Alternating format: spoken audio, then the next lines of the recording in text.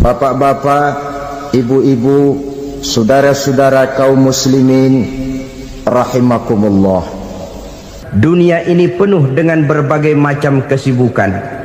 Sejak dari petani yang turun ke ladang, pedagang yang berangkat ke pasar, pelajar yang menuju sekolah, sampai kepada pegawai yang berangkat ke kantor, seluruhnya tidak lain untuk mencari sesuatu yang bernama bahagia. Setiap orang menginginkan kebahagiaan, dan tidak seorang pun menginginkan kesengsaraan dalam kehidupan ini. Namun nyatanya tidak setiap orang yang ingin bahagia mengetahui jalan yang harus ditempuhnya untuk sampai kepada kebahagiaan itu.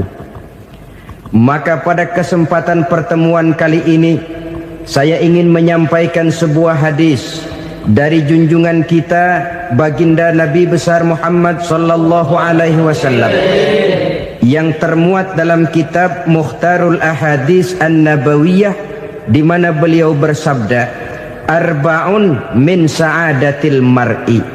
Ada 4 perkara yang merupakan tanda dari orang bahagia. Saya mau tanya, di antara saudara-saudara yang hadir di sini, apa ada yang kepengen jadi orang sengsara? Ya. Seluruhnya tentu ingin mendapatkan kebahagiaan. Maka menurut resep dari Nabi kita, tanda orang bahagia itu 4. Jadi kalau saudara ingin bahagia, harus mempunyai 4 perkara ini. Yang pertama, orang bahagia itu kata Nabi, darun wasi'un. Punya rumah biar bagus asal gede. Enak ngaturnya. Daripada sudah punya rumah kecil, adanya di pinggir kali, gubuk, kalau hujan bocor, miring lagi, kiamat. Loh, kalau gitu Islam materialis dong. Hadis ini boleh diartikan dengan makna hakiki, arti yang sebenarnya. Boleh diartikan dengan makna majazi, arti kiasan. Kalau dia diartikan dengan arti kias, maka yang dimaksud darun wasi'un ay qalbun wasi'un. Rumah yang luas tidak lain daripada hati yang lapang. Karena di situ kunci kebahagiaan yang sebenarnya. Walaupun kita cuma tinggal di petak berukuran 2 kali 3 meter, kalau hati kita luas-luas rasanya rumah itu. Tapi biar rumah kita halamannya saja puluhan ribu hektar, ada kolam renangnya, kamar tidurnya tidak lagi terhitung. Kalau hati yang menempati rumah itu sempit, maka akan terasa sempit jugalah rumah itu. Tempat bergantungnya tidak lain adalah hati. Marilah kita mencoba melihat berbagai pandangan orang tentang bahagia ini. Ada orang menyangka bahwa bahagia itu kalau dia mendapatkan harta yang sebanyak-banyaknya. Siapa yang banyak harta, dialah raja. Apa yang dia mau, seluruhnya bisa dibeli. Keamanannya, dia bisa menyewa petugas. Seluruh fasilitas untuk menyenangkan kehidupannya bisa dibeli. Pendeknya, hartalah segala-galanya dalam kehidupan. Sampai ada pepatah mengatakan, innad darahima fil amakini kulliha taksur rijala mahabatan wa jalala. Sesungguhnya harta, dinar, dirham, uang, di mana-mana selalu bikin hebat orang yang memilikinya. Coba lihat, orang yang punya duit sama yang enggak punya duit, jangan gaya hidupnya, gaya jalannya aja lain. Wahia lisanun liman arada fasahatan, wahia silahun liman arada qitala. Uang adalah senjata yang paling ampuh bagi orang yang mau pergi perang, dan lidah yang paling fasih bagi orang yang mau bicara. Kalau bicara dengan lidah macet, cobalah bicara dengan harta, lancar. Sampai ada pepatah demikian, segalanya bisa diatur dengan harta. Maka di kalangan orang yang berpandangan semacam itu, seluruh kegiatan hidupnya hanya terfokus kepada bagaimana mengumpulkan harta yang sebanyak-banyaknya. tidak peduli halal haram, tidak kenal sore pagi siang dan malam, tidak sempat sujud, jauh dari agama, jauh dari kehidupan yang bersifat ruhaniyah, jauh dari Allah dan sebagainya, sampai dalam Al-Quran dikelompokkan dalam kelompok yang dinamakan lumazah. Allazi jama'a malahu wa addadah yahsabu anna malahu akhladah. Mereka mengumpul-ngumpulkan harta sebanyak-banyaknya dan menyangka bahwa harta yang banyak itu dapat mengekalkan hidupnya, mengekalkan kekayaannya, mengekalkan kebahagiaannya. Saudara hadirin yang berbahagia, kalau pandangan hidup ini benar, artinya kalau harta memang merupakan satu-satunya hal yang dapat membuat orang bahagia, tentu di rumah mewah tidak akan pernah ada tangis derita. Tentu di satu tempat di mana fasilitas hidup serba menunjang tidak ada yang namanya penderitaan. Tapi suka dan duka, sedih dan gembira, senyum dan tawa adalah milik setiap orang, baik dia punya harta maupun dia tidak punya harta. Nyatalah bahwa harta semata-mata bukan merupakan jaminan bahwa orang akan bahagia. Walaupun tanpa harta orang sulit untuk bahagia. Saya mau cerita, ada orang super kaya, namanya Aristotle Onesius, raja tanker Yunani. Dia punya kapal tanker saja konon sampai 11 banyaknya. Punya perusahaan penerbangan yang disebut Olympic Airlines. Punya hotel di berbagai kota besar di dunia ini, sejak dari New York, London, Paris, Rome dan sebagainya. Bahkan punya pulau yang dia namakan Pulau Scorpio. Ini kan namanya sudah kaya nggak tanggung-tanggung, punya pulau. Nah, dia punya 2 orang anak, yang satu laki-laki namanya Alexander, yang satu perempuan namanya Maria Onesius. Seluruh harapannya tertumpah kepada anak lakinya Alexander ini, yang akan meneruskan usahanya, meneruskan kekayaannya, meneruskan dinastinya. Apa yang terjadi? Ternyata anak yang dia harapkan yang bernama Alexander ini mati muda dalam kecelakaan pada waktu dia olahraga. Apa olahraganya? Namanya olahraga anak orang kaya, golongan jet set. Olahraganya olahraga pesawat terbang. Jatuh, ya nggak kapungut, habis mati. Tinggal satu anak perempuannya, Maria Onesius. Tapi anak perempuan ini juga malah urakan. Terakhir dia pacaran, bahkan kemudian kawin sama orang Rusia. Rupanya Aristotle Onesius ini broken. Kekayaannya yang berlimpah ruah, perusahaannya yang begitu banyak, siapa yang akan meneruskan? Siapa yang akan menggantikan? Sampai kemudian dia mengurung diri di Pulau Scorpio dan mati di sana secara mengenaskan. Seorang multi jutawan, seorang yang super kaya, mati menyendiri di pulau sepi. Ibarat kata pepatah, anak ayam mati di lumbung. Bukan kekurangan makanan, keurugan makanan. Begitu kehidupan Aristotle Onesius. Dan banyak orang-orang yang sudah demikian kaya sampai dibingungkan oleh kekayaannya sendiri. Telusurilah kehidupan David Rockefeller misalnya, Henry Ford misalnya, Adnan Khashoggi misalnya. Multi jutawan yang kadang-kadang dibuat keder oleh kekayaannya sendiri. Pantas ketika Imam Ali ditawarkan orang, "Ya Ali, kalau kepadamu disuruh pilih ilmu atau harta, kau pilih mana?" Ya jelas pilih ilmu dong. Kenapa? Pertama, ilmu kalau kita berikan kepada orang lain tambah. Tapi harta kalau kita berikan kepada orang lain kurang. Saudara punya uang 10.000, dibagi orang 5.000, jelas uang saudara berkurang.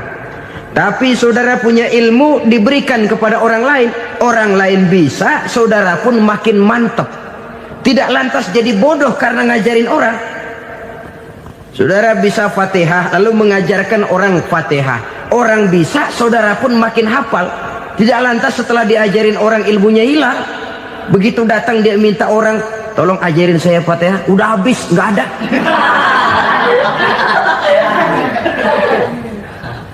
Yang kedua kata Imam Ali, ilmu menjaga kita. Kalau harta, kita yang harus jaga. Makin banyak ilmu, makin terpelihara diri seharusnya. Tetapi makin banyak harta, makin bingung kita jaganya. Sampai kadang-kadang kalau perlu seluruh keliling rumah dipasangi alarm.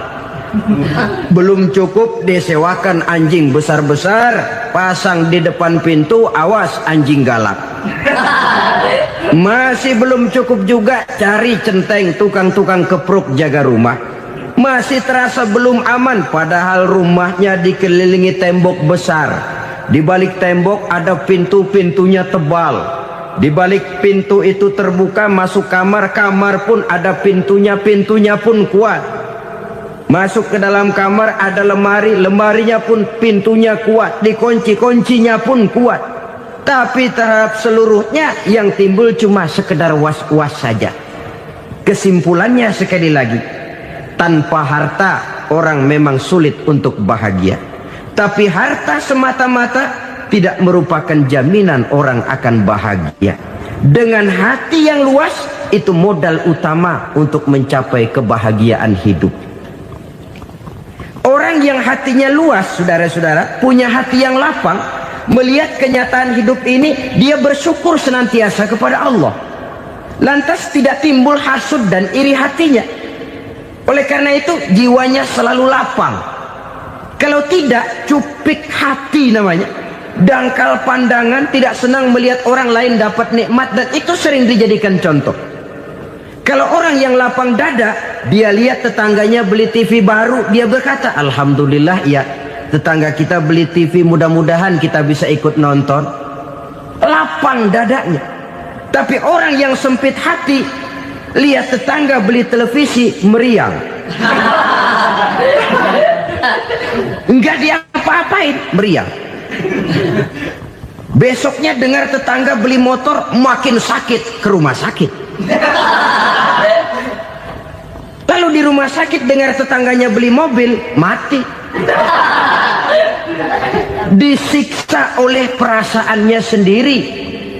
Orang kalau hati sudah sempit dalam hidup, kemanapun dia pergi, sempit rasanya medan kehidupannya. Kemudian kita melihat juga ada orang yang menilai bahwa bahagia itu katanya kalau punya kedudukan yang tinggi, pangkat yang agung, wibawa yang besar. Mungkin betul, tapi mungkin juga tidak. Bergantung kepada hati orang yang punya pangkat itu. Sama dengan harta tadi. Harta akan membawa bahagia kalau dia jatuh ke tangan orang yang berhati lapang. Tapi harta akan jadi bencana kalau jatuh ke tangan hati orang yang sempit. Pangkat akan membawa bahaya kalau jatuh di tangan hati orang yang sempit.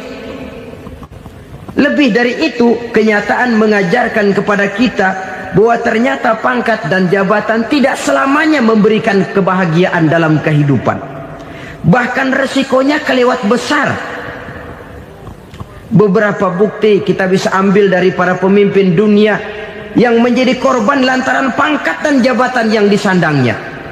Saudara ingat Presiden Abraham Lincoln dan John Kennedy dari Amerika?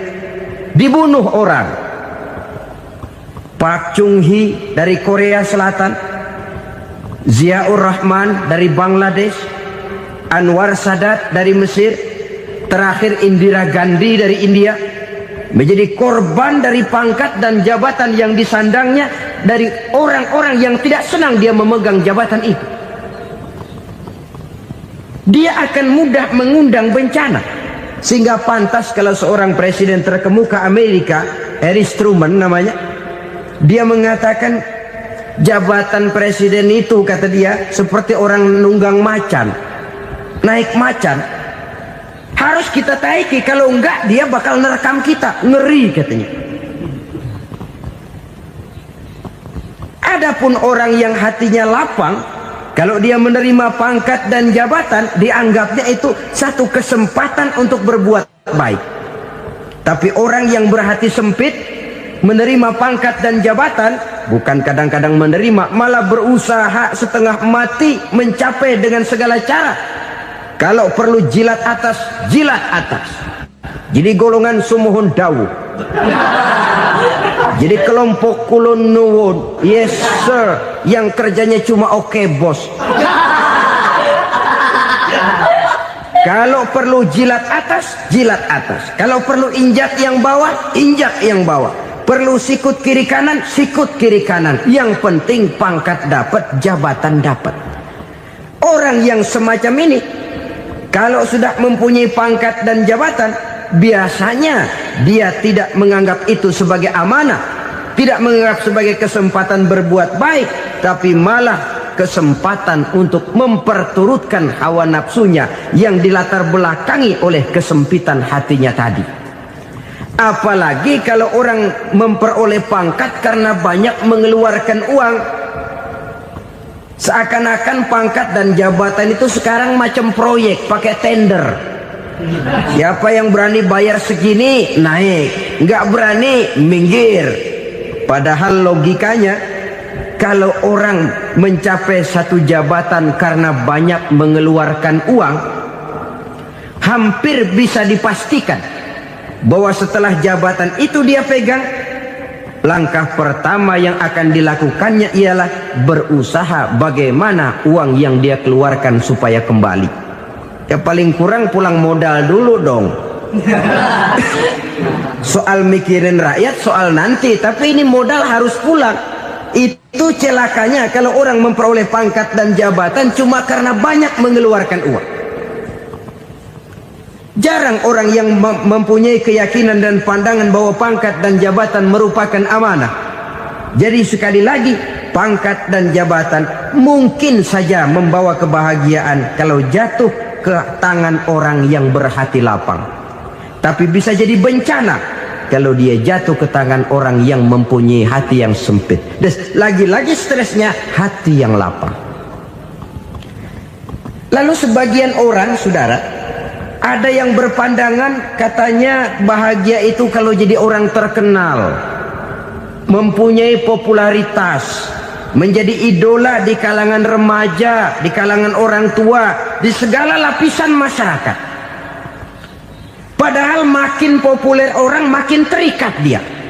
Ya kalau macam kita ini kan nggak punya nama, nggak populer, tengah malam buta mau nongkrong di warung Tegal aman. Tapi pangkat, jabatan, kedudukan, popularitas menyebabkan kita diikat dengan berbagai macam peraturan. Cuma mandi sama ke WC saja yang nggak dikawal.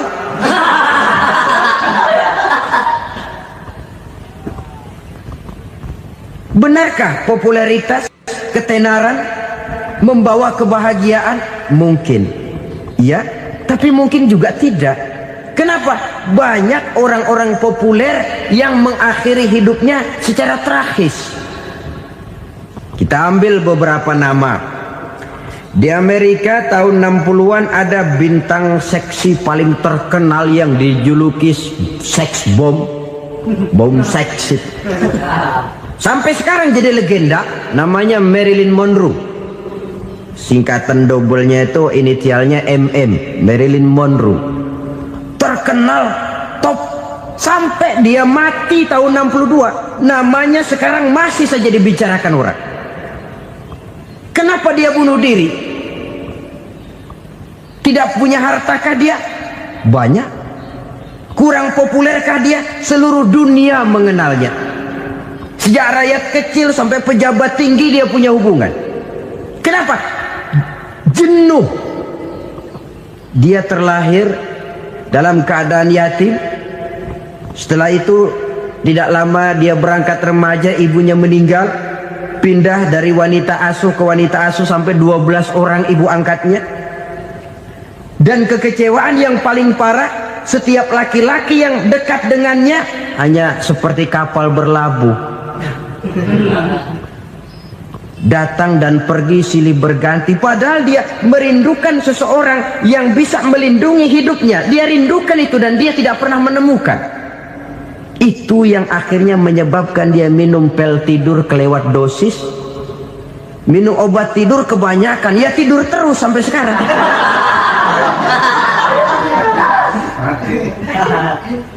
Dia mengakui, saya telah memiliki ketenaran, tapi saya tidak pernah hidup dalam ketenaran itu. Saya pandai main sandiwara, tapi saya ingin hidup dalam alam yang real sebagaimana umumnya orang. Itu yang dia rindukan.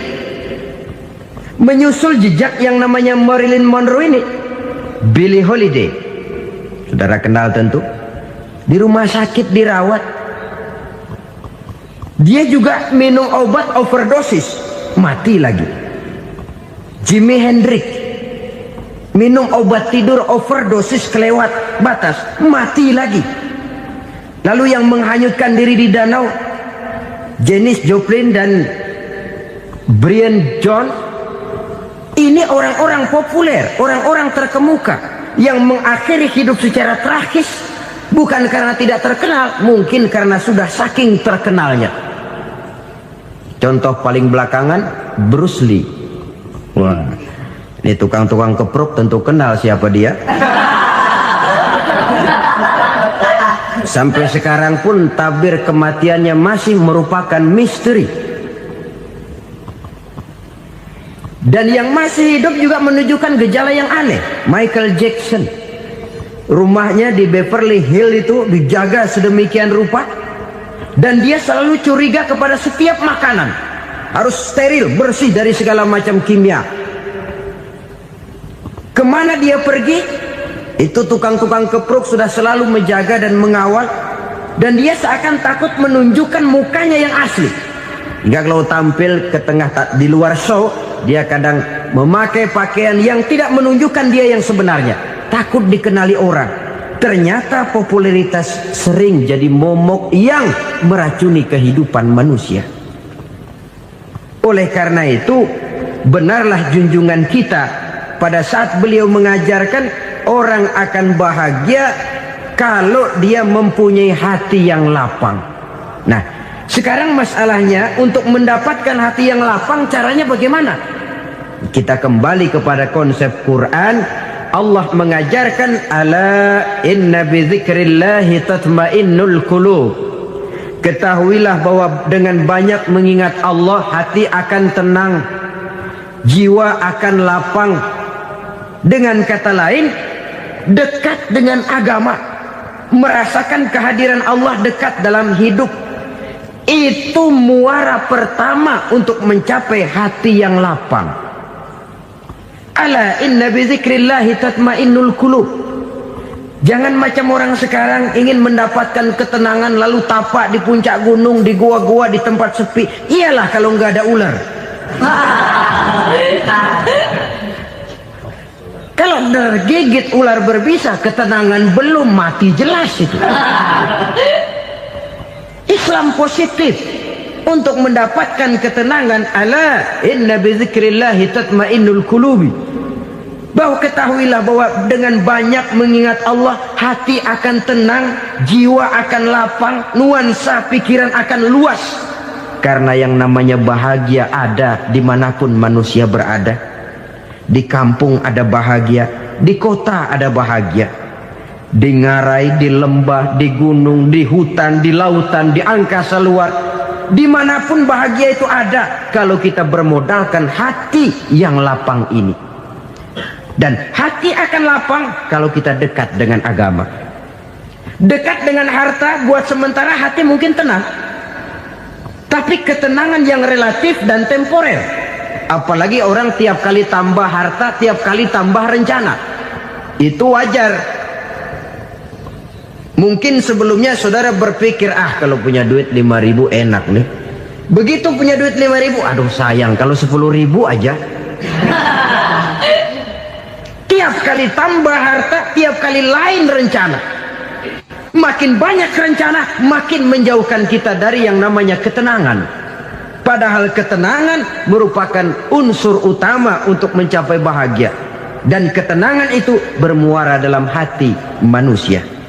Tengoklah kehidupan ini. Orang yang banyak harta dengan orang miskin, berbedakah rasa sakit yang mereka tanggungkan? Rasanya tidak.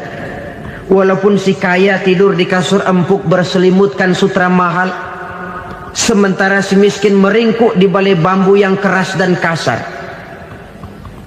Apabila maut datang, dia juga tidak pernah pilih bulu.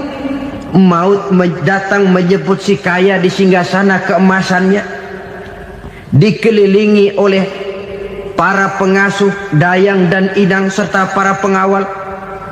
Dan maut pun datang menjemput si miskin papa, sehingga ia tergelepar di tepian jalan. Kedua-duanya bernama mati. Kalau nyata bahwa sakit yang ditanggung si kaya tidak beda dengan sakit yang ditanggung si miskin, bukan harta semata yang membuat orang bahagia. Hati yang tenang, jiwa yang lapang penuh kedamaian, karena banyak berzikir dan mengingat Allah, itu merupakan modal utama untuk mencapai sesuatu yang bernama bahagia.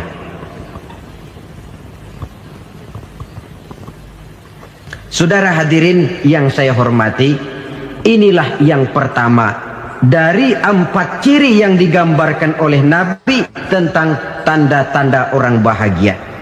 Dan harus berangkat dari yang pertama ini, hati yang lapang. Ini yang harus kita miliki lebih dahulu. Baru nanti akan menyusul kepada poin yang ketiga, kedua, dan selanjutnya. Sebab kalau hati sudah terisi dengan jiwa yang lapang, seluruh persoalan insya Allah akan bisa kita atasi dengan sebagaimana mestinya. Yang kedua sekarang, tanda orang bahagia menurut baginda Nabi, markabun syariah. Orang bahagia itu, kata beliau, punya kendaraan biar cepat asal lancar. Artinya kemana dia mau pergi mudah.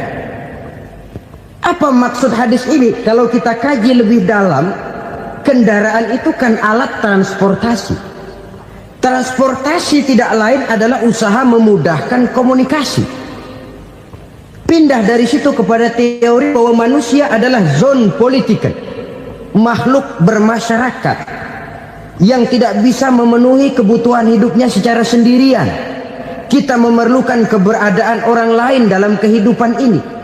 Untuk memakai baju saja kita sudah perlukan petani yang tanam kapas, pabrik yang memintal kapas jadi benang, pabrik yang menenun benang jadi kain, sampai kepada mesin jahit, sampai kepada tukang jahit. Itu cuma untuk memakai pakaian saja. Tidak seorang pun di antara kita yang sanggup memenuhi kebutuhan hidupnya secara sendiri. Kita perlu orang lain. Maka kebebasan dalam arti mutlak, kebebasan tanpa batas, itu tidak mungkin ada dalam kehidupan. Karena kita mengadakan yang disebut interaksi sosial. Setiap kegiatan kita tentu melibatkan orang lain. Menurut kita barangkali kita bebas jalan di jalan raya semaunya, tapi orang lain berkendaraan pun merasa bahwa ini ada juga jalan haknya, dan begitu selanjutnya. Oleh karena itu, maksud dari kendaraan yang cepat ini adalah khulata'uhu ma'as solihin. Lingkungan pergaulannya terdiri dari orang-orang soleh. Pergaulannya luas. Kemana dia pergi ada temannya. Kesulitannya ada tempat dia cerita. Dan kesulitan kalau sudah diceritakan kepada orang lain, taruh kata orang itu tidak bisa menolong, namun menceritakannya kepada orang yang kita percayai, kan paling kurang sudah mengurangi beban jiwa, mengurangi tanggungan batin, merasa masih ada tempat kita cerita. Maka lebih baik orang awam yang mau bergaul ketimbang orang setengah alim tapi ngunci pintu. Sebab nantinya akan timbul sikap picik, cupik pandangan, dan tidak luas menghadapi kenyataan dalam kehidupan ini. Namun yang harus kita garis bawahi, pergaulan memang mesti luas. Namun jangan sekali-kali lupa bahwa pergaulan sangat besar pengaruhnya dalam ikut membentuk kepribadian manusia. Sehari-hari bisa kita bilang kalau kita dekat sama tukang minyak wangi, sekalipun nggak dibagi minyaknya, baunya tentu dapat. Betul? Tapi dekat sama tukang elas, walaupun nggak kena apinya, asapnya mesti kena. Kalau Syauqi mengatakan lebih jelas lagi, man asyaral asrafa asa musyarrafan wa muasyiral anzali ghairu musyarrafin. Awalam taral jildal hakira muqabbalan bisagri lamma sara jildal mushaf. Siapa yang bergaul dengan orang mulia, dia bakal ikut menjadi mulia. Tapi siapa yang berteman dengan orang hina, dia tidak bakal ikut menjadi mulia. Tidakkah kau lihat, kata Syauqi, kulit kambing yang hina pun dicium orang ketika menjadi kantong Quran. Kulit kambing hina, kalau dia sendirian gak ada yang mau cium. Tapi begitu dia bergaul dengan Quran, menjadi kantong Quran, dipakein minyak wangi, ditaruh di tempat yang tinggi, mau diambil dicium dulu, dibawa dengan penuh hormat dan hati-hati. Kulit kambing yang hina lantaran berteman dengan Quran, numpang mujur. Tapi coba lihat kalau kulit kambing berteman dengan kayu, jadi beduk, habis. Zohor dikemplang, asar dipukul. Itu pun sedikit saja, cuma salah milih teman. Yang temannya Quran dihormati orang, yang temannya kayu lantaran jadi beduk, gelap-gelap subuh orang udah kemplangnya.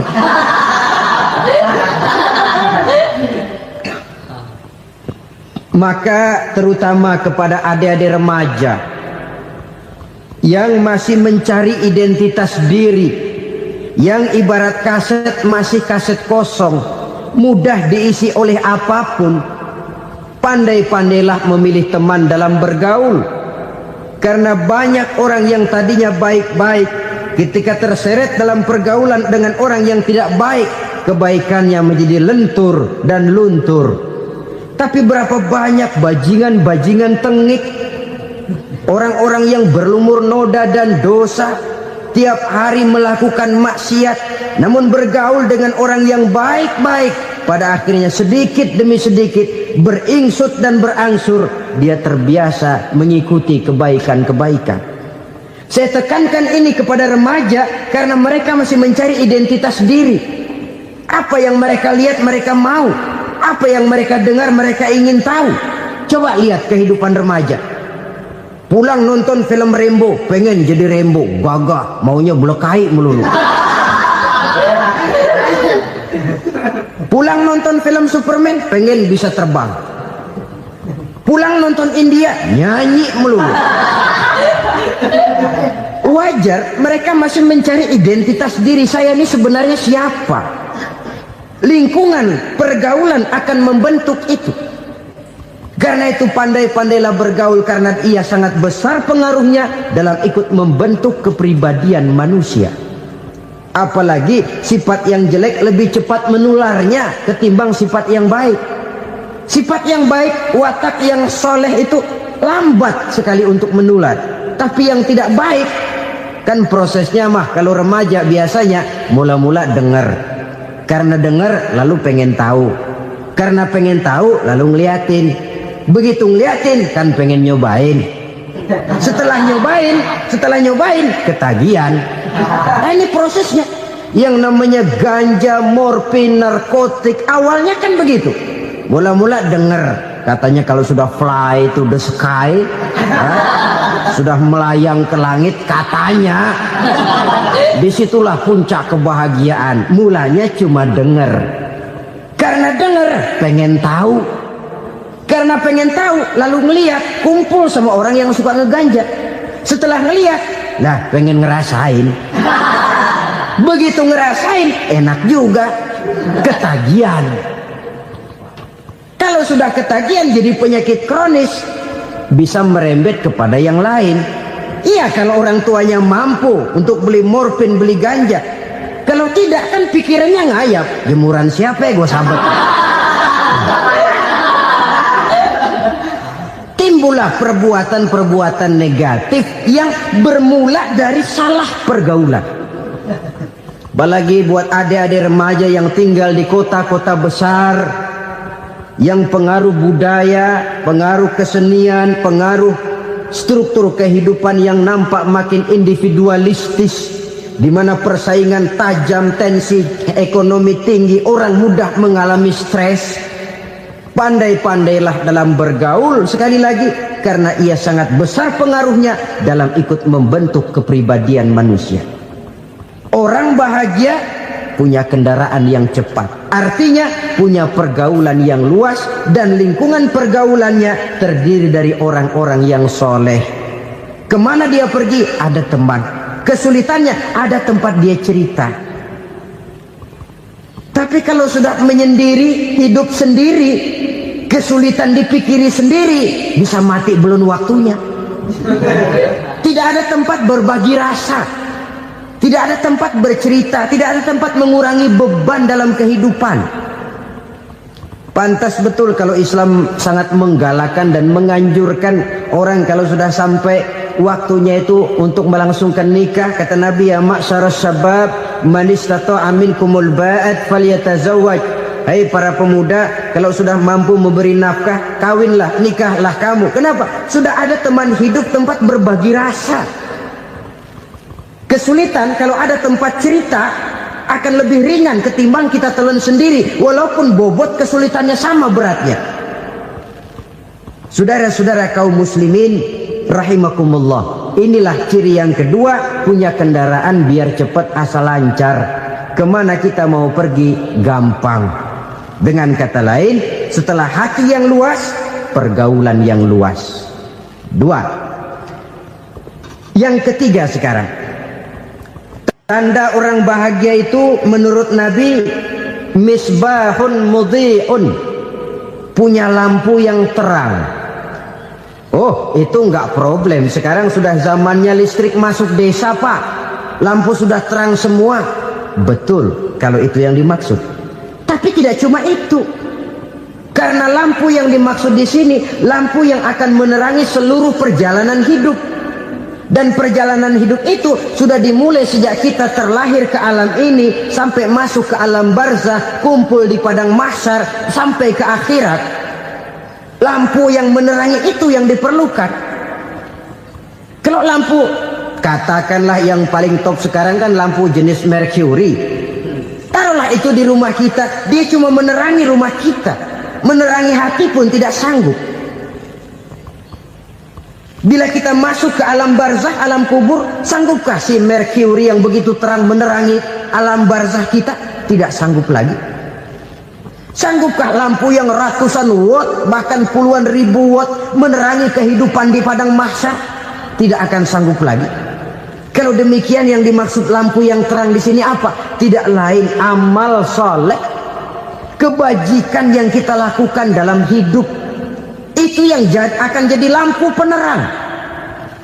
Di dunia nama kita akan terang. Jasad kita boleh hancur terkubur tanah, tapi nama kita akan dikenang orang. Begitulah kalau orang meninggalkan kebajikan dalam hidup seperti sekarang. Ribuan orang tiap saat berziarah ke kubur Imam Syafi'i, ke kubur Imam Malik, ke kubur Imam Ghazali, ke kubur orang yang baik-baik, orang yang soleh-soleh. Kebajikannya yang ditinggalkan, yang mengukir namanya dengan tinta emas. Sehingga saudara sudah terbaring di alam kubur, orang lewat, Allah, ini kuburannya Fulan bin Fulan, dulu ini kebaikannya Masya Allah, saya ikut merasakan. Mari kita mampir sebentar, kita Fatihah.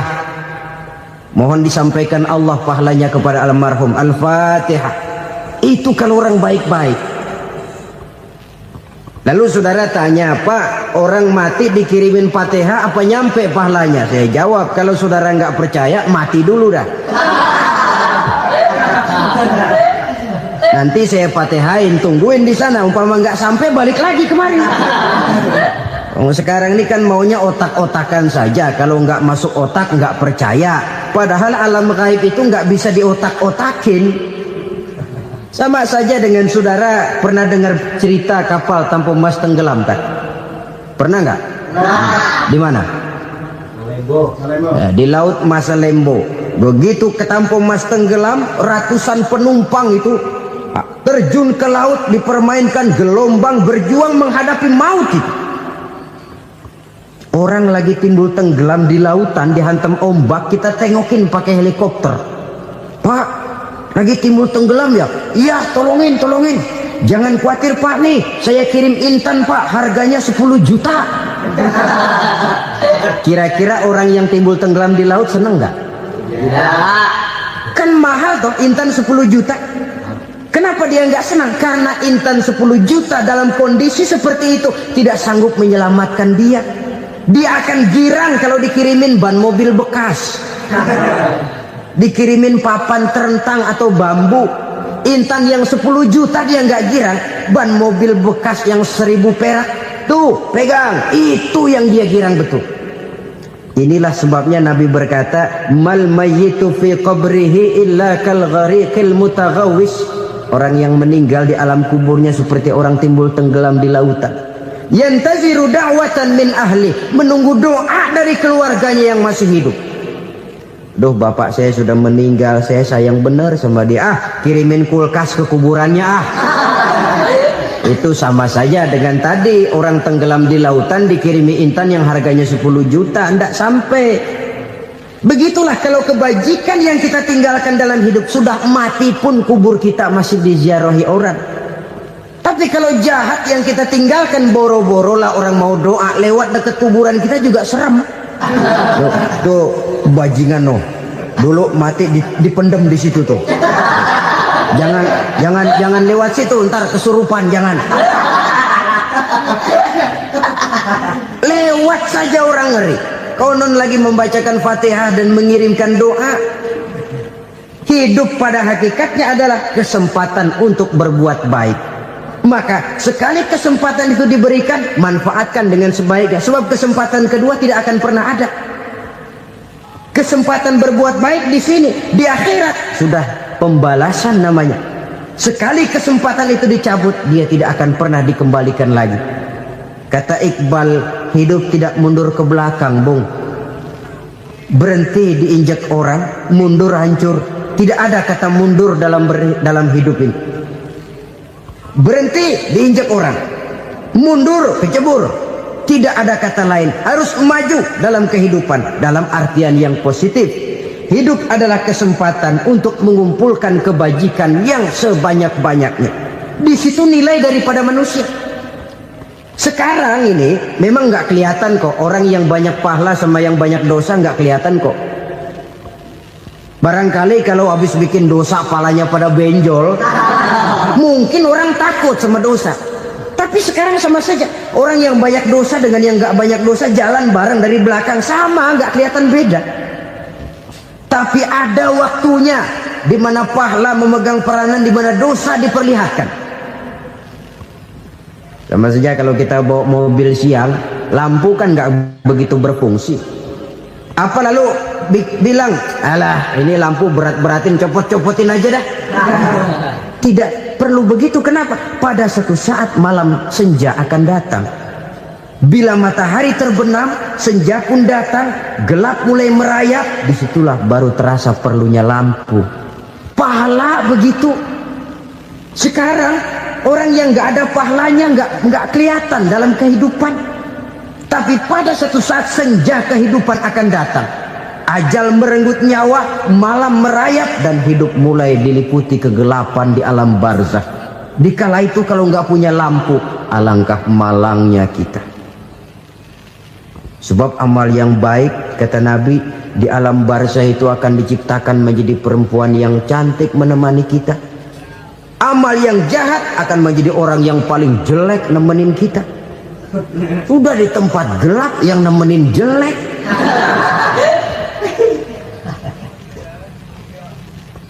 Kaum muslimin rahimakumullah. Kalau demikian masalahnya, tergantunglah kita pandai memanfaatkan waktu. Al-waktu kasayf, waktu itu cepat sekali. Yang namanya waktu itu tahu-tahu. Tahu-tahu udah tahun 87. Tahu-tahu udah begitu. Tahu-tahu yang kemarin anak-anak, sekarang udah pada punya anak. Tahu-tahu saja itu. Begitu cepat waktu berlalu. Kalau tidaklah pandai kita memanfaatkannya, akan rugi kita. Nabi bersabda, "Man kana yaumuhu khairun min amsihi fahuwa rabih." Barang siapa yang hari ini lebih baik daripada hari kemarin, itu orang untung. Hari ini lebih baik daripada kemarin. Bulan ini lebih baik dari bulan kemarin. Tahun ini lebih baik dari tahun kemarin. Itu orang yang beruntung. Tahun kemarin sembayangnya maghrib doang, sekarang udah tambah isya. Tahun kemarin cuman Idul Fitri aja ngancem bener, sekarang udah tambah Jumat, lalu tambah lagi maghrib, tambah lagi isya, dan selanjutnya. Hari ini lebih baik daripada kemarin, itu orang yang beruntung. Wa man kana yaumuhu mislu amsihi fahuwa khasir. Lalu barang siapa yang hari ini sama saja dengan hari kemarin, itu orang rugi. Hari ini sama dengan kemarin, rugi itu. Bulan ini begitu, bulan kemarin begitu, tahun ini begitu, tahun lalu juga begitu. Rugi itu orang. Rugi apa? Rugi umur. Umur tambah, amalan gak pernah tambah. Dan saya pikir lebih merupakan azab ketimbang nikmat kalau orang dikasih panjang umur cuma untuk numpuk dosa. Mending mana? Panjang umur banyak dosa sama pendek umur dikit dosa? Mending mana? Mending mana? Ya, paling mending tentu panjang umur banyak pahala. Tapi kalau tidak, sekali lagi, lebih merupakan azab ketimbang nikmat kalau orang diberikan panjang umur tapi cuma untuk sekedar menumpuk dosa. Kehilangan kesadaran bahwa dunia bukan terminal akhir dari satu perjalanan. Dia cuma halte di mana kita berhenti sebentar untuk menuju kepada terminal yang hakiki. Saudara-saudara kaum muslimin rahimakumullah, inilah lampu yang akan menerangi kehidupan. Amal yang kita lakukan di dalam kehidupan. Jadi yang dimaksud dengan lampu yang terang, kebajikan yang kita kerjakan dalam hidup. Nah, setiap orang di awal tadi saya bilang ingin bahagia. Bahagia itu kan hakikatnya kumpulan senang dan selamat. Senang, selamat. Apa bedanya? Senang tapi tidak selamat, nggak bahagia. Selamat tapi nggak senang, nggak bahagia orang. Contoh, kalau orang korupsi, duitnya banyak, senang dia, tapi keselamatannya. Ada tentara baris di samping rumahnya udah bingung, padahal tentara latihan.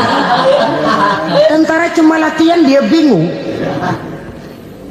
Senang, tapi karena keselamatannya tidak terjamin, dia tidak bahagia. Sebaliknya pegawai negeri jujur benar cuma segaji-gajinya, selamat nggak korupsi tapi melarat, ya nggak bahagia juga, kurang senang. Kesenangan dan keselamatan untuk dunia saja, ya sekali lagi, kalau cuma sekedar untuk dunia saja bisa dibeli pakai uang, bisa dibeli pakai uang. Saudara ingin selamat bisa dibeli pakai uang, saudara ingin senang bisa dibeli dengan uang. Tapi setelah mati masuk ke alam barzah, habis kekuasaan uang. Nggak bisa lagi beli keselamatan pakai uang, tidak mungkin lagi membeli kesenangan dengan uang. Di situ pahala yang megang peranan. Makin banyak pahala, makin banyak saham untuk membeli kesenangan dan keselamatan, untuk memperoleh yang namanya bahagia.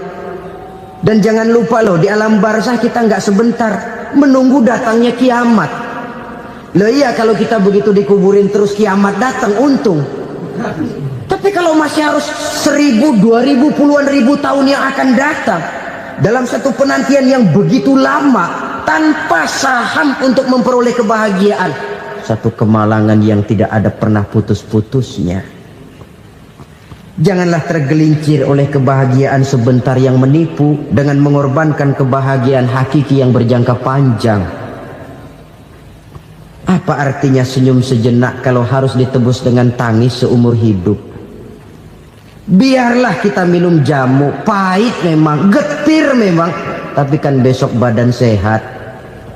Daripada sekarang minum sirup, manis memang, enak memang, tapi bibir pada jontor besoknya. Sirawan, batuk, nggak karu-karuan.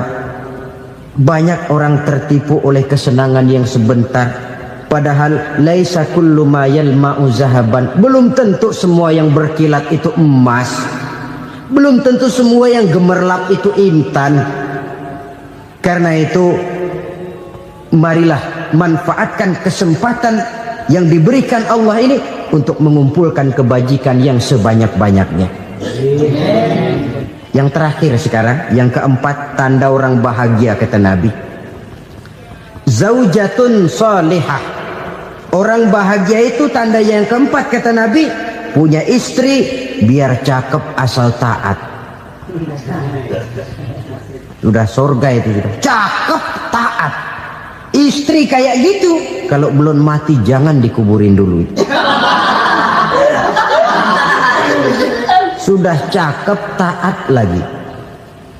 Tapi kadang-kadang enggak, udah jelek ngadat melulu. Apa yang mau dipilih? Sebab itu Quran mengatakan istri pakaian untuk suami, suami pakaian untuk istri. Kenapa suami istri diibaratkan pakaian? Alangkah tingginya gaya bahasa Quran ini. Suami istri teman hidup, hidup perjalanan panjang. Sejak kita dalam rahim sudah ada hidup kan di sini. Sampai ke alam dunia, masuk ke alam barzah, kumpul di padang mahsyar, sampai menuju akhirat, itu perjalanan hidup. Carilah istri atau suami teman hidup yang membawa manfaat tidak hanya kehidupan di dunia ini, sampai di alam barzah, sampai di padang mahsyar. Suaminya mungkin meninggal lebih dulu atau istrinya mungkin meninggal lebih dulu. Tapi suami atau istri yang masih hidup berbuat kebajikan. Suami saya meninggal, ada hartanya, saya sedekahkan, niat pahala untuk almarhum suami saya. Ini teman hidup. Tidak dibatasi dan tidak bisa dipisahkan oleh maut sekalipun. Zohirnya mungkin pisah, badannya mungkin pisah, tapi hatinya, jiwanya, kebersamaannya dalam menghadapi kehidupan. Karena itu saudara-saudara, bahasa Quran indah. Suami istri diibaratkan seperti pakaian. Apa fungsi pakaian? Pertama, pakaian jadi kebanggaan. Artinya suami harus menjadi kebanggaan istri, istri harus jadi kebanggaan suami. Yang kedua, pakaian itu kan fungsinya menutup aurat. Artinya sesama suami istri harus saling menjaga kekurangan masing-masing. Jangan malah sesama suami istri saling membongkar rahasia dan aibnya sendiri-sendiri. Istrinya diceritain jeleknya di mana-mana, atau suaminya dibongkar rahasianya di pasar umum. Itu sudah tidak lagi berfungsi sebagai pakaian. Kenapa semua ini diperlukan? Karena kita menyadari bangsa yang baik terdiri dari masyarakat yang baik. Masyarakat yang baik merupakan susunan dari warga yang baik. Warga yang baik adalah terdiri dari rumah tangga yang baik. Dan rumah tangga yang baik merupakan susunan dari pribadi yang baik. Dari situ langkah dimulai. Membangun satu bangsa yang baik diawali dengan membangun rumah tangga yang baik, dengan menciptakan pribadi-pribadi yang baik. Sehingga dari sini diharapkan berkembanglah nilai-nilai kebaikan. Orang akan bahagia mempunyai istri yang soleh. Kenapa? Tidak ada seorang suami bisa sukses jadi apapun dia, apapun profesinya. Dokterkah, kiaikah, mubalikkah, petanikah, pengusahakah, pejabat tinggikah. Tidak ada seorang suami yang bisa sukses tanpa peran serta istrinya. Walaupun memang peranan itu tidak begitu kelihatan, tapi sangat menentukan. Karena itu, saudara hadirin yang saya hormati, Islam sangat menghargai kaum wanita, memberikan kedudukan yang tinggi sepanjang tidak mematikan kodrat kewanitaannya. Nah, kalau sudah kesuksesan ini diawali dari rumah tangga, karier di masyarakat mudah untuk dikejar. Tapi keberantakan di rumah tangga merupakan kegagalan pertama di tempat lain. Nah, inilah saja yang dapat Al-Fakir sampaikan pada pertemuan kali ini. Selalu berusaha menyimpan sesuatu yang bisa membawa manfaat. baik untuk dirinya, untuk anak cucunya, maupun untuk keluarganya, untuk masa kini dan masa depannya. Kadang simpanan itu berbentuk uang, kadang berupa tanah, lain saat berbentuk pabrik, dan lain sebagainya. Sementara masa depan yang paling pasti adalah akhirat. Jika untuk masa depan dunia kita rela memeras keringat, membanting tulang, pergi pagi dan pulang petang, menyimpan uang, menyimpan tanah, menyimpan pabrik, pernahkah kita merenung jika satu saat kiamat datang, kita dibangkitkan dari kubur masing-masing, berdiri di padang mahsyar untuk mempertanggungjawabkan seluruh kegiatan hidup kita di dunia ini, lalu kita akan menuju ke alam akhirat. Sudahkah kita mempunyai simpanan untuk akhirat kita? Pada pertemuan kali ini saya ingin menyampaikan sebuah hadis di mana Rasulullah sallallahu alaihi wasallam bersabda, "Arba'un min kanzil jannah." Simpanan sorga ada 4 macam. Yang pertama, ikhfa'us sadaqah, menyembunyikan sedekah. Saudara-saudara kaum muslimin, sebagaimana yang kita maklum bahwa Allah Subhanahu wa taala melebihkan sebagian rezeki dari kita terhadap yang lain. Ada yang kaya, ada yang setengah kaya, ada yang miskin, ada yang setengah miskin, dan selanjutnya. Ada yang gajinya kecil tapi penghasilannya gede. Ada yang penghasilannya gede tapi nggak punya gaji. Ada juga yang memang gajinya gede dan penghasilannya gede.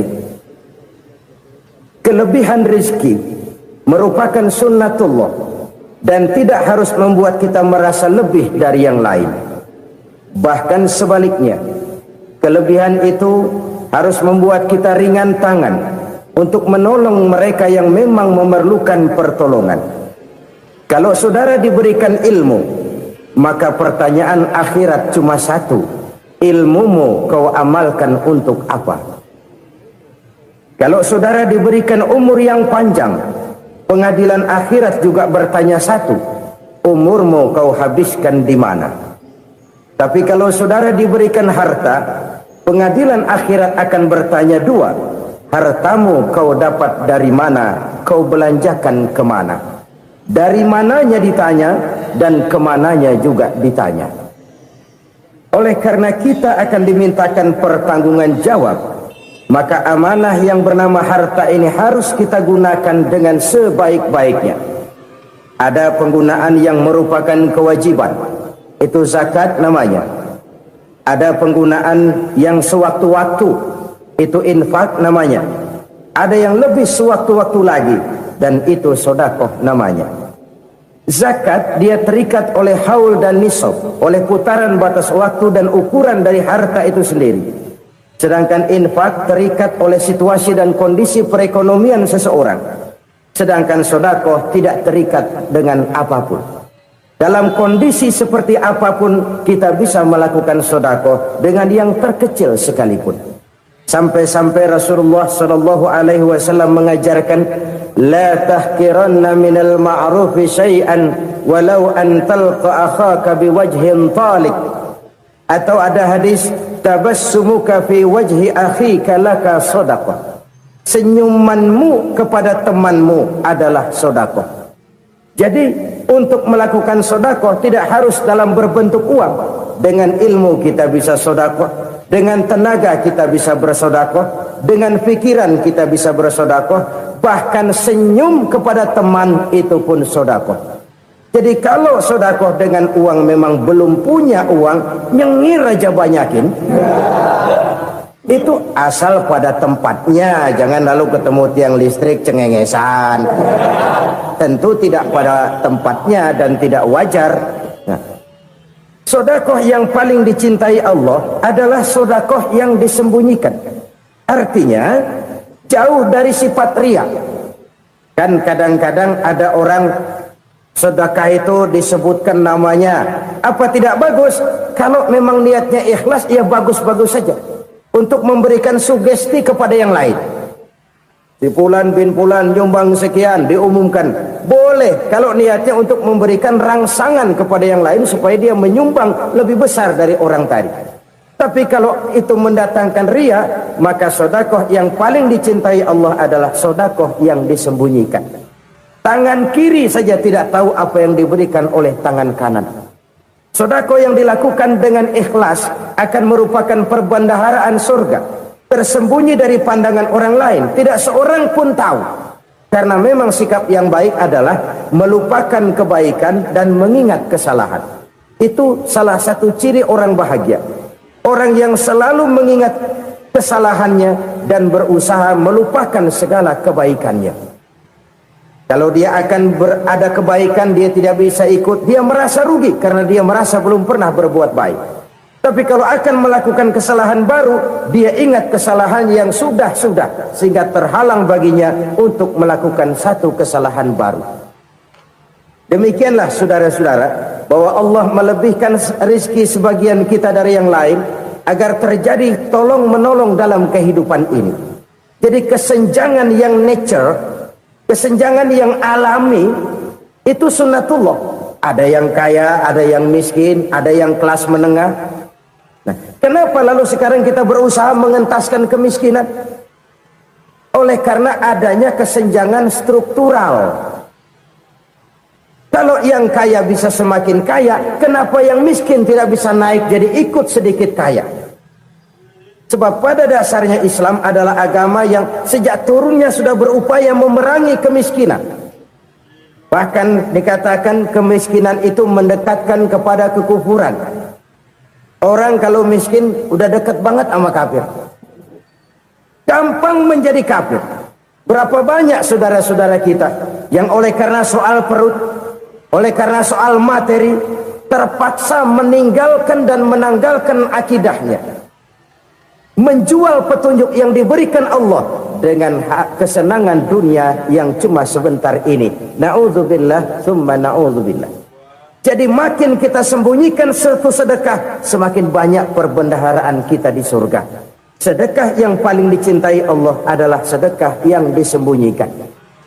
Malahan ada seorang sufi, dia punya kebiasaan kalau pergi sholat Jumat dia bawa uang, itu uang dia taruh di bawah tikar masjid.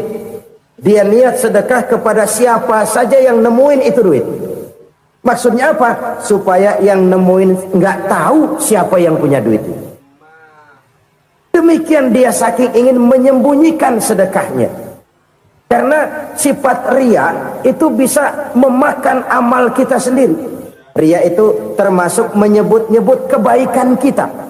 Orang yang suka nepuk dada, sedikit-sedikit ngitungnya kalau nggak gua.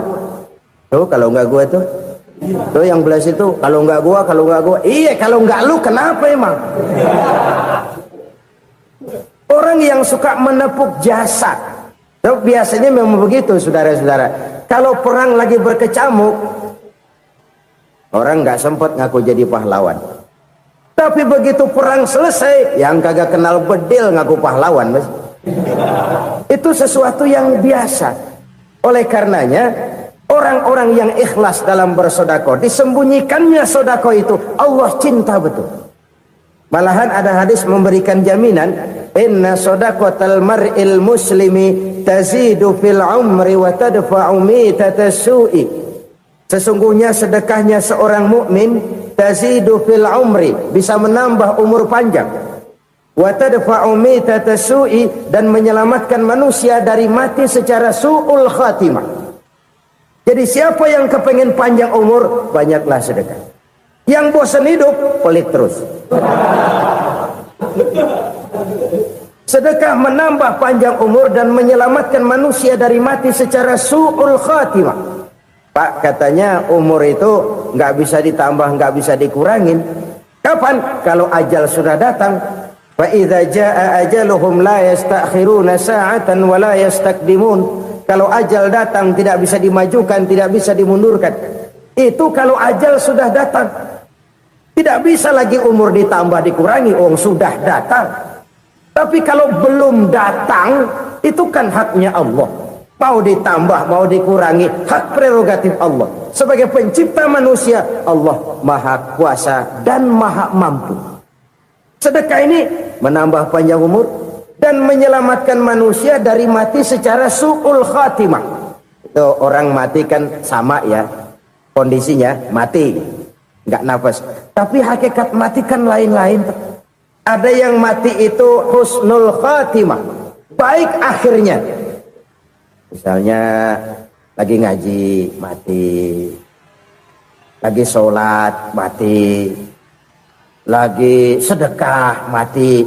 Ini yang dinamakan dengan husnul khatimah, baik di akhirnya. Sebaliknya ada yang su'ul khatimah, jelek di akhirnya. Ini yang jadi catatan akhir. Lagi nyekek botol, mampus. Lagi banting kartu, modar. Su'ul khatimah, jelek pada akhirnya. Sedekah menyelamatkan manusia dari mati secara su'ul khatimah. Dan kita semua kepengen mendapat husnul khatimah, jauh dari su'ul khatimah.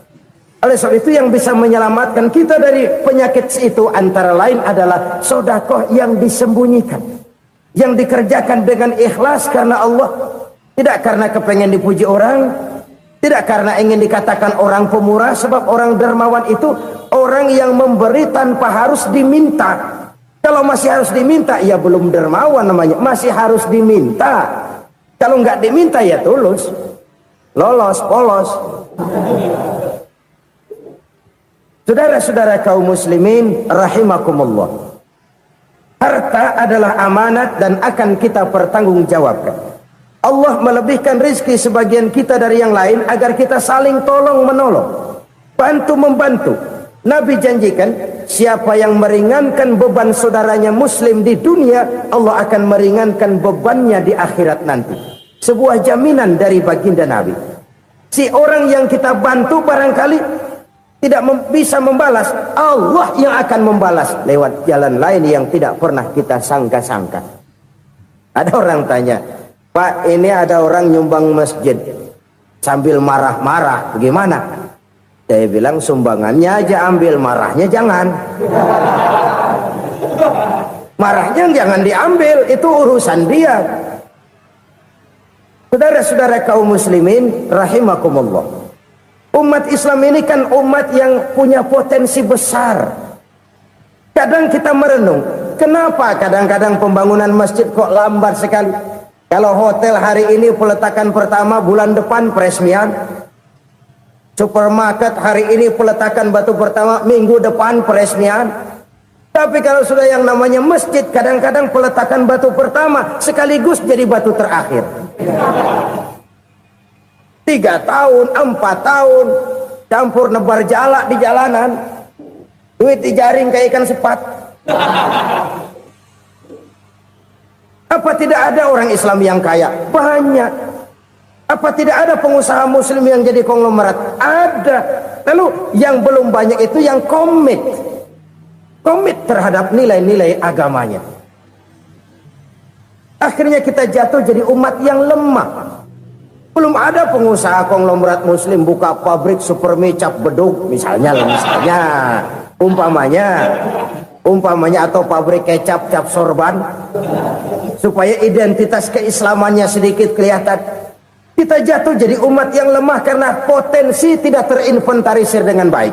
Kita ini ibarat kompor yang cuma matengin nasi orang lain. Potensi kita dimanfaatkan oleh orang lain. Ukhuwah Islamiyah kita baru terbatas kepada silaturahmi. Ukhuwah di bidang ekonomi kita lemah, ukhuwah di bidang kebudayaan kita lemah, apalagi ukhuwah di bidang politik kita lebih rapuh lagi.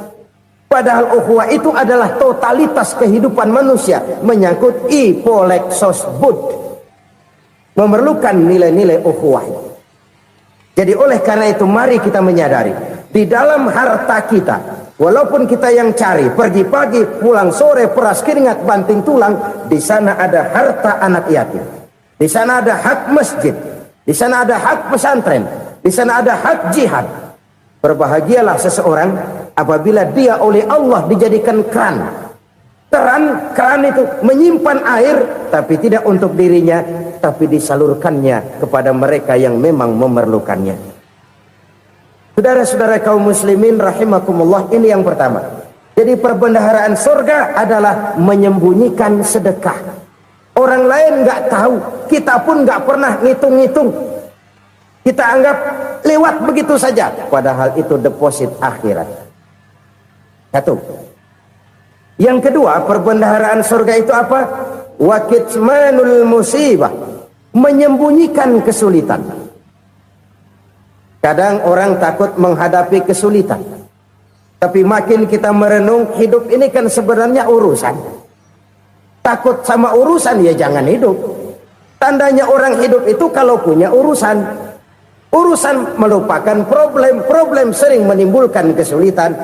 Kesulitan bukan untuk ditakuti, tapi untuk diatasi dan dicarikan jalan keluarnya.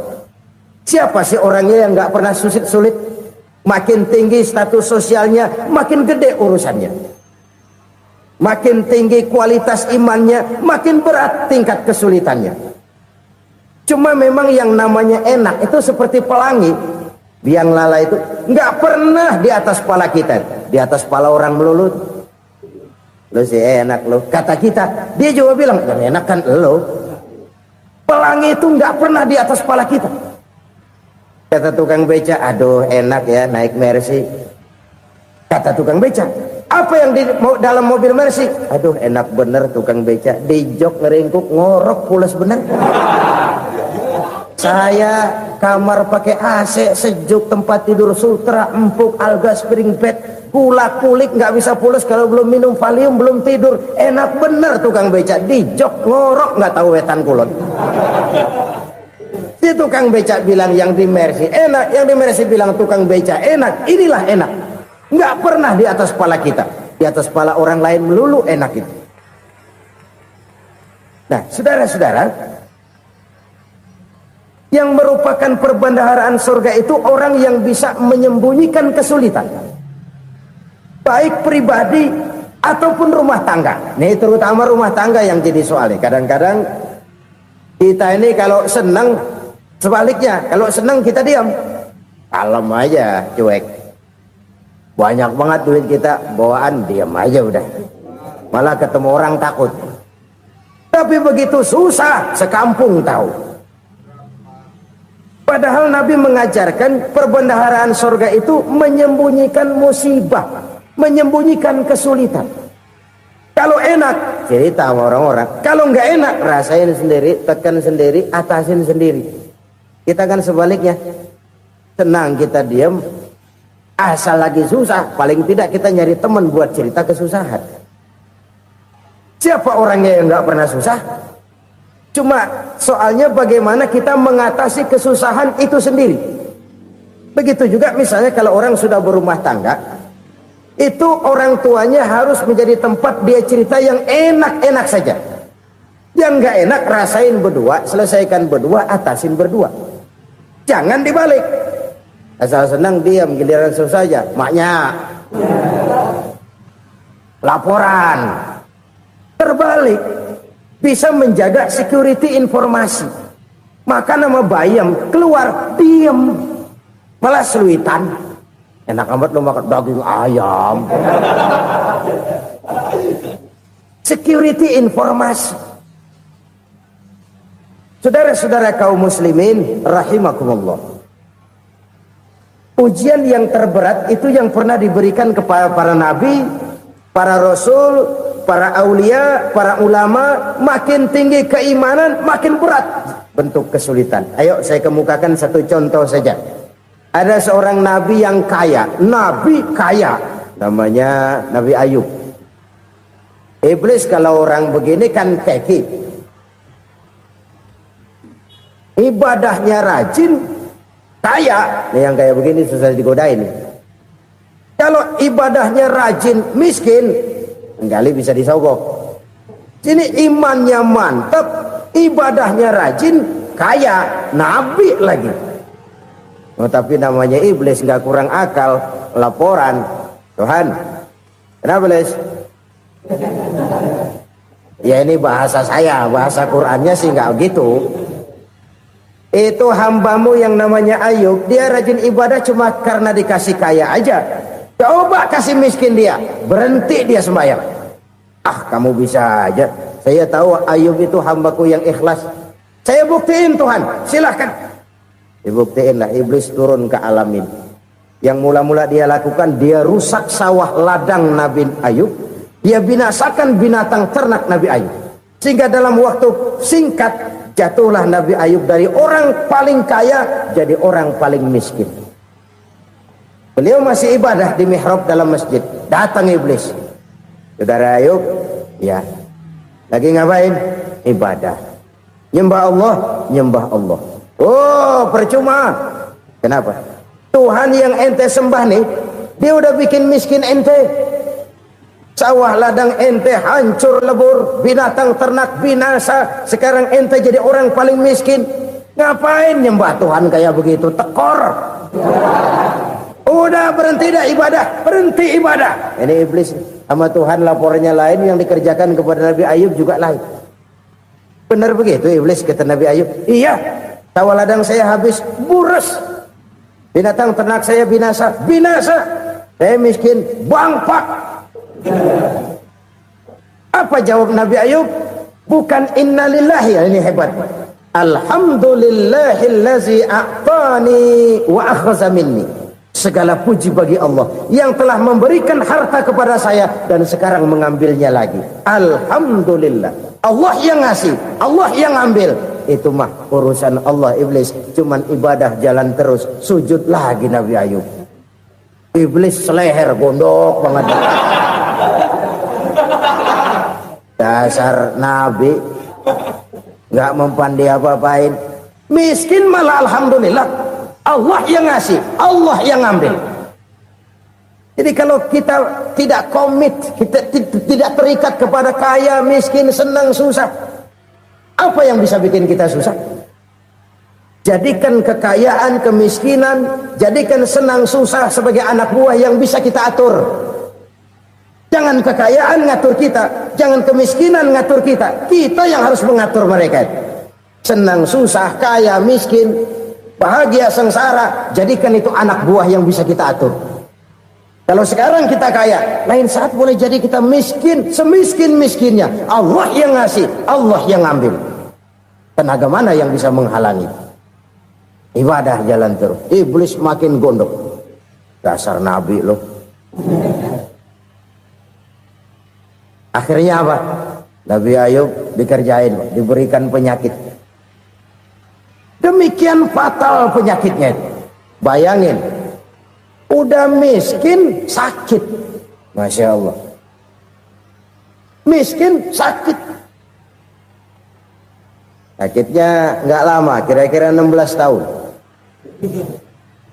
Istrinya 3, 2 mental minta ceraiin. Ngerawatin laki bengek begini. Senang belum tentu, susah udah pasti nih. Cerai aja, cerai dah. Cerai. Tinggal satu Siti Rahmah yang setia menemani beliau. Sesetia-setianya hati perempuan. Satu saat Siti Rahmah bilang, "Bang, iya, abang kan Nabi, Bang. Lalu, namanya Nabi kan doanya jarang meleset, Bang.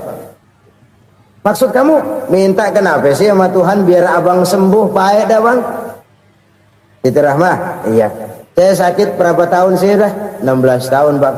Sebelum ini saya sehat berapa tahun? Ya kira-kira 60 tahun, Bang. Nah, coba ente banding-bandingin, Rahmah.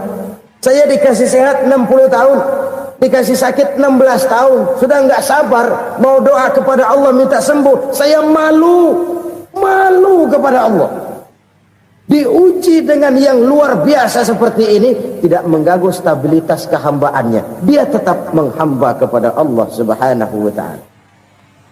Saudara-saudara kaum muslimin rahimakumullah. Kunci menghadapi kesulitan itu apa? Allah jelaskan dalam satu ayat, wa basyiris sabirin alladzina iza asabathum musibah qalu inna lillahi wa inna ilaihi raji'un. Gembirakan orang-orang yang sabar. Siapa mereka itu? yang apabila mendapat musibah mereka kembali kepada keyakinan dasar segalanya dari Allah dan segalanya akan kembali kepada Allah. Ini konsepsi dasar dari sikap muslim dalam menghadapi berbagai kesulitan. Segalanya dari Allah, segalanya akan kembali kepada Allah. Kalau ini sudah kondisi dasarnya, maka kita akan lapang menghadapi kenyataan bagaimanapun pahitnya. Apakah itu namanya miskin, apakah itu namanya sakit, bahkan maut sekalipun. Maut sekalipun. Segalanya dari Allah, segalanya akan kembali kepada Allah. Ini sikap hidup, bukan sekedar ucapan. Kita kadang-kadang menjadikannya sebagai ucapan. Mulutnya sehingga berhenti, innalillahi wa inna ilaihi rajiun, tapi nangisnya terus gerung-gerungan. Bukan itu, ini kesadaran moral. Kalau segalanya dari Allah, segalanya kembali kepada Allah, kan sebenarnya cuma nunggu giliran. Hari ini saya nyembayangin dia, entah hari apa saya disembayangin orang. Hari ini saya antar dia ke kubur, entah hari apa orang nganterin saya ke kubur. Hari ini saya tahlilkan dia, entah nanti kapan orang tahlilkan saya. Segalanya dari Allah, segalanya akan kembali juga kepada Allah. Oleh sebab itu saudara-saudara, kesulitan bukan untuk ditakuti. Kesulitan justru untuk diatasi, dicarikan jalan keluarnya. Dan tidak ada orang yang tidak pernah mendapat kesulitan. Tidak ada. Semakin tinggi status sosial, semakin tinggi kualitas keimanan, semakin besar juga tingkat kesulitan. Hanya saja bagaimana cara kita mengatasinya. Dan Al-Quran menyatakan, inna ma'al usri yusra. Di balik kesulitan itu pasti ada kemudahan. Roda itu berputar. Karena itu Rasulullah sallallahu alaihi wasallam mengingatkan kepada kita, ta'arraf ilallahi fir raha ya'rifka fis syiddah. Ingatlah kepada Allah di waktu kamu senang, supaya Allah ingat kepada kamu di waktu kamu susah. Kalau waktu senang kita ingat kepada Allah, kita susah, Allah tidak akan meninggalkan kita. Tapi kalau waktu senang kita jauh dari Allah, sujud tidak sempat, dengan masjid jauh, ketika senang kita lupakan Allah. Nanti begitu kita susah, Allah lupakan kita. Dan itu menyakitkan. Oleh karena itu orang-orang tua kita dulu bilang, kalau lagi sehat ingat-ingat lu bakal sakit nanti. Kalau lagi kaya ingat-ingat satu saat kita bakal jatuh miskin. Bahkan kalau lagi muda ingat-ingat kita bakal tua. Dan yang terpenting, kalau lagi hidup ingat-ingat kita bakal mati. Saudara-saudara kaum muslimin rahimakumullah. Jadi yang kedua yang merupakan perbendaharaan surga, menyembunyikan musibah. Saudara-saudara kaum muslimin rahimakumullah. Hal ketiga yang merupakan perbendaharaan surga adalah wasilatur rahmi. Orang yang suka bersilaturahmi. Sebagaimana yang kita maklum bahwa manusia adalah makhluk yang disebut zon politikan. Makhluk sosial yang tidak mungkin hidup sendiri-sendiri. Betapa dan siapapun kita memerlukan orang lain. Bodoh betul manusia kalau tinggal di tengah masyarakat tapi tidak mau bermasyarakat. Merasa hebat sendiri, pintar sendiri, gagah sendiri, kaya sendiri. Mungkin kalau mati juga ngubur sendiri. Jangankan kita di sini, di sorga saja Nabi Adam waktu sendirian bengong melulu, mondar mandir. Allah tegur dam sepi dam. Ya ini kalau bahasa saya.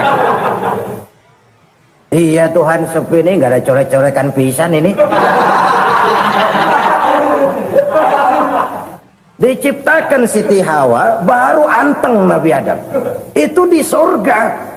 Cobalah. Umpamanya saudara tinggal di Jakarta nih. Kaya bener. Apaan aja di Jakarta punya saudara dah.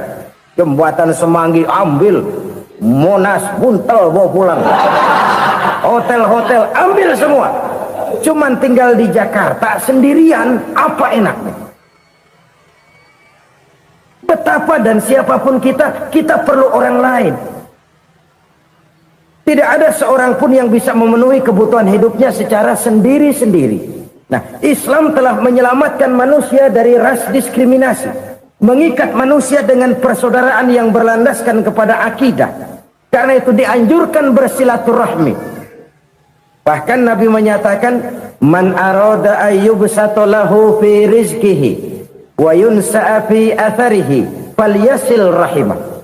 Siapa yang kepengen diluaskan rezekinya dan dipanjangkan usianya, banyaklah ia bersilaturahmi. Siapa yang kepengen dimudahkan rezekinya, hendaknya ia banyak bersilaturahmi. Kalau banyak teman, kesulitan kan paling tidak ada tempat cerita. Udah susah sendirian, kita pikirin diri, nggak ada tempat tukar pikiran. Cepet banget sama bengek. Dilawan sendiri. Nah, secara makro kita bisa berkata, tidak mungkin ada kemenangan kalau tidak ada kekuatan. Tidak ada kekuatan kalau tidak ada kesatuan dan persatuan. Tidak mungkin ada kesatuan dan persatuan tanpa semangat silaturahmi. Kalau umat Islam mau menang, dia harus kuat. Kalau umat Islam mau kuat, dia harus bersatu. Kalau umat Islam mau bersatu, dia harus membudayakan silaturahmi ini. Bahkan sampai-sampai kata Nabi, kalau bisa cari nilai tambah. Apa? Silman koto'ak. Bersilaturahmilah kau kepada orang yang marah denganmu. Masya Allah, indahnya ajaran agama kita. Orang yang marah pun kepada kita, kata Nabi, kalau bisa bersilaturahmilah kepadanya, kepada orang yang marah itu. Di situ nilai tambah. Cuman jujur nih hadis, ngucapinnya gampang, ngamalinnya yang berat banget. Orang marah sama kita, kita disuruh silaturahmi, ada apa malu? Lu marah, ada gua marahan lagi, tunggu pikirin. Saudara-saudara kaum muslimin rahimakumullah. Tapi ini yang diajarkan, bahkan ini yang dicontohkan oleh baginda Rasul. Bagaimana begitu mudah, misalnya satu saat Abu Jahal ini ngatur strategi bagaimana bikin Muhammad celaka. Dia gali lubang di depan tempat tidurnya. Dia tutupin daun korma. Terus dia panggil seseorang, ke sini. Kasih tahu Muhammad, pamannya sakit keras, minta ditengokin. Berangkat orang ini ke sana. Muhammad, labbaik. Pamanmu sakit keras, dia minta ditengokin. Baik, saya akan datang menjenguk beliau. Berangkatlah Nabi ke rumah Abu Jahal tanpa prasangka apapun. Abu Jahal udah pasang setil, selimut 3 rangkap setengah dipakai, persis kayak orang meriang. Tapi sembari ngintip dari balik selimut, begitu Muhammad buka pintu, nah masuk perangkap nih. Muhammad jalan menuju tempat pembaringan. Makin lama makin dekat, makin lama makin dekat, makin dekat ke lubang yang dipasang oleh Abu Jahal itu. Dalam hati Abu Jahal, terus dah jatuh, mampus dah lo ini. Mampus lo hari ini nih. Apa yang terjadi? Malaikat Jibril datang. Muhammad, pamanmu cuma pura-pura sakit. Di depan tempat tidurnya ada lubang perangkap supaya kamu jatuh ke situ. Sudah, kamu pulang. Balik kanan Nabi. Sudah hampir jatuh ke lubang, balik kanan, pulang. Bayangin kecewanya Abu Jahal. Muhammad dikit lagi, Muhammad dikit lagi. Enggak, paman, saya pulang aja. Emosi bangun dari tempat tidur, enggak sadar kalau lagi pura-pura sakit. Lompat ngejar Nabi, dia lupa dengan lubang yang dia gali. Usrak, nyemplung sendiri ke dalam lubang.